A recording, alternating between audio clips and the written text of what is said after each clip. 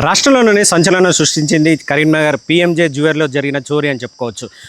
చోరీ జరిగిన క్షణం నుంచి కరీంనగర్ పోలీసులంతా ఓ 16 బృందాలుగా ఏర్పడి దొంగలను పట్టుకునేందుకు ప్రయత్నం చేస్తున్నారు.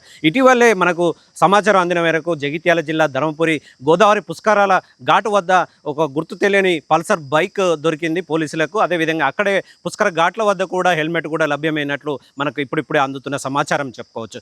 పోలీసులు భారీ స్థాయిలో గాలింపు చర్యలు చేపట్టారు. దొంగల కోసం పట్టుకునేందుకు తీవ్ర ప్రయత్నాలు చేస్తున్నారని చెప్పొచ్చు. ప్రస్తుతం మనం జగిత్యాల జిల్లా బీర్పూర్ మండలం తుంగూరు గ్రామంలో ఉన్నాం. ఇక్కడ చూసుకున్నట్లయితే ఈ తుంగూరు గ్రామంలో ధర్మపురి గోదావరి నుంచి ఇట్లా బీర్పూరు నక్కలగుట్ట మీదుగా ఇలా తుంగూరు నుంచి ఇటు మహారాష్ట్ర వైపు బయలుదేరే అవకాశం ఉంటుందని చెప్పేసి పోలీసులు గాలింపు చర్యలు చేస్తున్నారు. ఇక్కడున్న ఇంజనీరింగ్ షాప్లో సీసీ ఫుటేజ్ని తనిఖీ చేస్తున్నారు బీర్పూర్ పోలీసులు అని చెప్పుకోవచ్చు. ఈ దొంగలను పట్టుకునేందుకు పోలీసులు తీవ్ర ప్రయత్నాలు చేస్తున్నారు. ఇంకా గాలింపు చర్యలు చేపడుతున్నారు. ఇప్పుడే మనకు అందిన సమాచారం మేరకు అయితే చూసుకున్నట్లయితే ధర్మపురిలోని గోదావరి పుష్కరాల ఘాటు వద్ద ఓ బైక్ లభించింది. ఆ బైక్ వద్ద పాటు కొంత దూరంలోనే హెల్మెట్ కూడా పడిపోయి ఉండడంతో పోలీసులు ఇది దొంగల బైక్ అయి ఉంటుందని చెప్పేసి అనుమానంతోనే ఆ బైక్ను స్వాధీనం చేసుకున్నారు, పరిశీలన చేస్తున్నారు.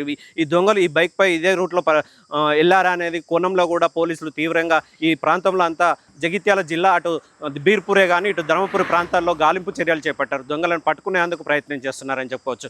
ఇప్పటివరకు మనం తెలుసుకున్న సమాచారం మేరకైతే దొంగలు పిఎంజే జ్యువెలరీలో చోరీ చేసిన సమయంలో అక్కడ ఒక బ్యాగును వదిలిపెళ్ళారు. ఆ బ్యాగును ఆధారంగా తీసుకొని కూడా కరీంనగర్తో ఆ బ్యాగ్ ఎక్కడ తయారు చేశారో, ఆ బ్యాగు ఎక్కడి నుండి వచ్చింది, ఇది దొంగలు తీసుకొచ్చిరా, ఈ దొంగలు ఎక్కడ కొనుగోలు చేశారనేది కూడా ఆరా తీస్తున్నారు కరీంనగర్ పోలీసులు అని చెప్పుకోవచ్చు.